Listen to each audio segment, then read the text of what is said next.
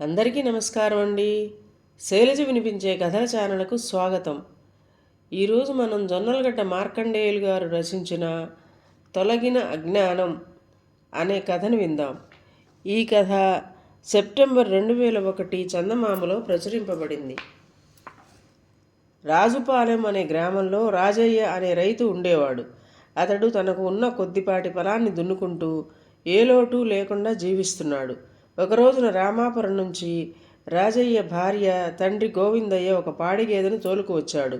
ఆయన రాజయ్యతో, అల్లుడు, నువ్వు చక్కగా వ్యవసాయం చేసుకుంటున్నావు, అలాంటి నీకు పశువుల పాడి కూడా ఉండాలి. పాడికి పంట తమ్ముడు అంటారు.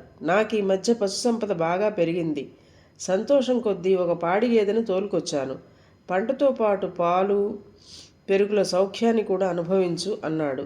మామగారి మాటలకు రాజయ్య నవ్వి, మామయ్య, పాడి పశువును మేపడం మాటలు కాదు. అలాంటి దానివల్ల ఎంత సుఖముందో సరైన మేత పెట్టలేకపోతే అంత బాధ ఉంది. పొలంలో నాకు పండిన పంట ఏ లోటు లేకుండా సరిపోతున్నది. వరి పంట నూర్చగా వచ్చే ఎండుగడ్డి నా దుక్కిటెద్దులకు బొటాబొటిగా సరిపెడుతున్నాను. ఇప్పుడు ఈ గేదె రావడం వల్ల పాలు పెరుగు సౌఖ్యం దేవుడెరుగు. దీన్ని మేపగల స్తోమత నాకు లేదు అన్నాడు. అప్పుడు రాజయ్య భార్య కనకం కల్పించుకుని, మీకు ఈ మధ్య చాదస్తం మరీ పెరిగిపోతున్నది. దుక్కిటెద్దులో పాటే దీన్ని మేపుదాం. లక్ష్మీదేవి పాడి పంటలు రెండింటిలోనూ ఉంటుంది. మహాలక్ష్మిలా వచ్చిన ఈ పాడి గేదెను వద్దనకండి. గొడ్డొచ్చిన వేళ బిడ్డొచ్చిన వేళ శుభం జరుగుతుందని వినడం లేదా ఏం అన్నది.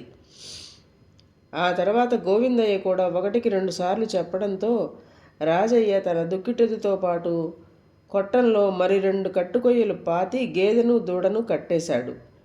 గోవిందయ్య వచ్చినప్పటికన్నా మరింత సంతోషంగా రామాపురం తిరిగి వెళ్ళిపోయాడు.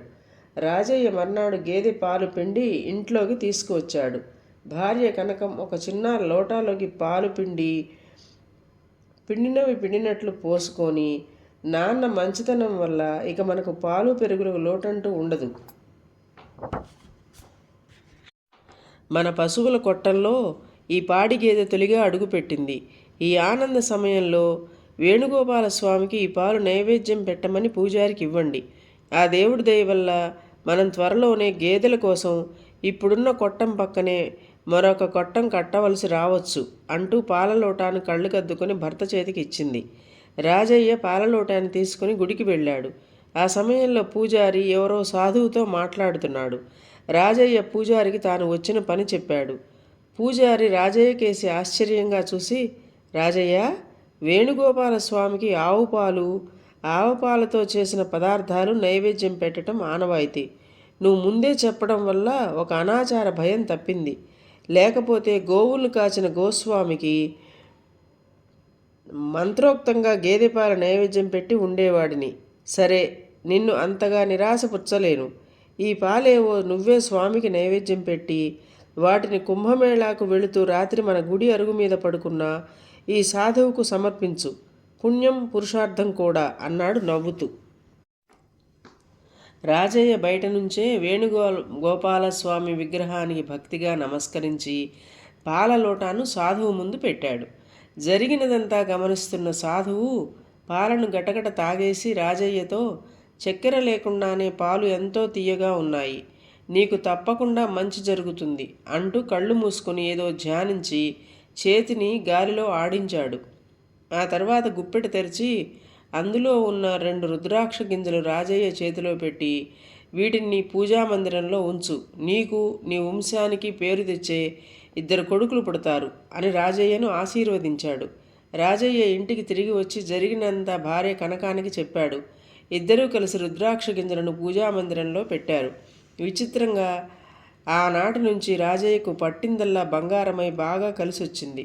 కొద్ది కాలంలోనే అతడు మరి 2 ఎకరాల పొలం, 3 పాడిగేదెలను, 1 ఆవును కొన్నాడు. క్రమంగా సాధువు చెప్పినట్లే అతనికి 2 కొడుకులు పుట్టారు.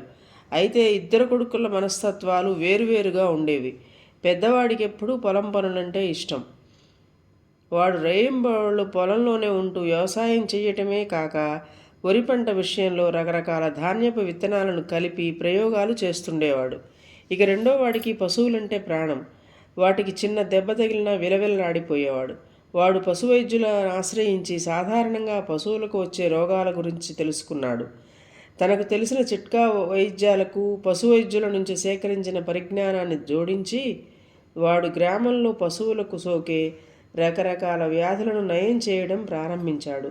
సాధువు తమకిచ్చిన రుద్రాక్షల మహిమ వల్లే తన కుటుంబం ఈనాడు సుఖసౌఖ్యాలతో తులతూగుతున్నదని రాజయ్య కనకం నమ్మారు. అలా చాలా సంవత్సరాలు గడిచిపోయాయి. రాజయ్య పెద్ద కొడుకు 20 ఏళ్ల వాడయ్యాడు. వాడికి బాగా ఆస్తిపాస్తులున్న కుటుంబాల నుంచి పెళ్లి సంబంధాలు రాసాగాయి. ఈ స్థితిలో రాజయ్య కనకం తమ ఉన్నత స్థితికి కారణమైన సాధువుకు కృతజ్ఞతాపూర్వకంగా వేణుగోపాలస్వామి ఆలయంలో పూజ చేయాలనుకుని కొడుకులిద్దరితో ఆలయానికి వెళ్ళారు. కొంతసేపటికి వాళ్ళు పూజ ముగించి బయటికి రాగానే ఆలయం ముందు నిలబడి ఉన్న ఒక సాధువు కనిపించాడు. ఆయన తలా గడ్డం బాగా తెల్లబడిపోయి ఉన్నాయి. నడుం కాస్త వంగి ఉన్నది. ఎవరా ఈ సాధువు అని రాజయ్య ఆలోచించేంతలో సాధువు చిరునవ్వు నవ్వి, రాజయ్య, రాత్రి గుడి అరుగు మీద పడుకొని గ్రామస్తులు నిన్ను గురించి మాట్లాడుకోవటం విన్నాను. చాలా సంతోషం అన్నాడు. ఆ మాటలతో రాజయ్య ఆ సాధువు ఎవరైనది గుర్తించి, క్షమించండి స్వామి, తమని వెంటనే గుర్తుపట్టలేకపోయాను. తమరు కరుణించి ఇచ్చిన 2 రుద్రాక్ష గింజలు ఆశీర్వాద బలం వల్ల ఆస్తిపాస్తులు పెరిగి 2 కొడుకులతో సుఖంగా ఉన్నాను అంటూ తను వేణుగోపాలస్వామికి నైవేద్యంగా పెట్టిన ఆవు పాల లోటాను సాధువుకు అందివ్వబోతూ, స్వామి, ఇవి మా ఇంటి ఆవు పాలు అన్నాడు. సాధువు పాల లోటాను అందుకోకుండా, రాజయ్య, ఆనాడు జరిగిందేమిటో నాకు బాగా గుర్తున్నది. పూజారి వేణుగోపాలస్వామిని ఆవులకు మాత్రమే రక్షకుడుగా భావించాడు. ఆయన అజ్ఞానం నాకు ఆశ్చర్యం కలిగించింది. ఆ కారణంగానే నువ్వు భక్తితో తెచ్చిన గేదె పాలను ఆయన పూజకు పనికిరావు అనడం విని నేను త్రాగాను. నీకు శుభం కలగాలన్న ఆశయంతో రుద్రాక్షలిచ్చి ఆశీర్వదించాను. వేణుగోపాలుడు నా మాటలు నిజం చేశాడు అన్నాడు. ఆ సమయంలో చేతికర్ర ఆసరాతో అక్కడికొచ్చిన పూజారి సాధువుకు నమస్కరించి, స్వామి, భగవంతుడు సర్వవ్యాపి అని తెలిసినా అజ్ఞానం కొద్దీ ఆయన ఇష్టాయిష్టాలు సర్వం ఎరిగినవాడిలా ప్రవర్తించాను. ఎవరేమి ఇచ్చినా గ్రహించి దానికి రెట్టింపు చేసి ఇస్తాడన్న పరమ సత్యం ఇప్పుడు తెలుసుకున్నాను. నా అజ్ఞానం తొలగింది అన్నాడు. అది విన్న సాధువు సంతోషంగా పూజారితో పాటు అందరినీ ఆశీర్వదించి అక్కడి నుంచి వెళ్ళిపోయాడు. ఈ కథ మీకు నచ్చినట్లయితే లైక్ చేయండి, షేర్ చేయండి, కామెంట్ చేయండి, సబ్స్క్రైబ్ చేసుకుని నన్ను ఎంకరేజ్ చేయండి. పక్కనున్న బెల్ ఐకాన్ నొక్కడం మర్చిపోకండి. నమస్కారం.